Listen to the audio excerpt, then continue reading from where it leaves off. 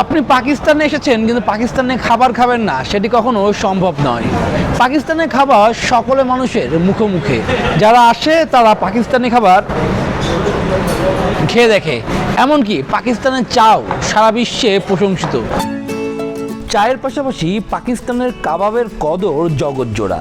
মুখরোচক এসব খাবারে জিহ্বায় জল আসাটাই স্বাভাবিক। কাবাব খেতেই রাতে মানুষের আগমন ঘটে রাওয়ালপিন্ডির পিন্ডরা পিওসুবামে। স্থানীয় দোকানগুলোতে ব্যস্ততা শুরু হয় বেশ আগে থেকেই। মাংসের পাশাপাশি এখানকার মানুষের পছন্দের তালিকায় রয়েছে ফিশ ফ্রাই, যা খেতে খরচ করতে হবে 1000 পাকিস্তানি রুপি। ফ্রাই করা মাছের প্রতি পাকিস্তানিদের আগ্রহ বেশি। সিলভার ফিশ প্রতি পিচের দাম 1000 রুপি।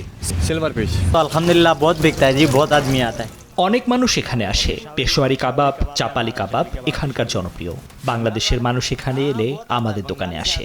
ইংল্যান্ড, অস্ট্রেলিয়া থেকেও আমাদের দোকানে লোকজন আসে। बड़े दूर दूर से लोग आते हैं। পাকিস্তানের বিরিয়ানির গল্প মানুষের মুখে মুখে। রাঁধুনির নিপুণ শিল্পে যা বাড়তি মাত্রা যোগ করে। রোজার মাঝে ইফতার কিংবা সেহরিতে স্থানীয়দের বিরিয়ানি চাই চাই। বাংলার মানুষের গল্প তাদের মুখে মুখে।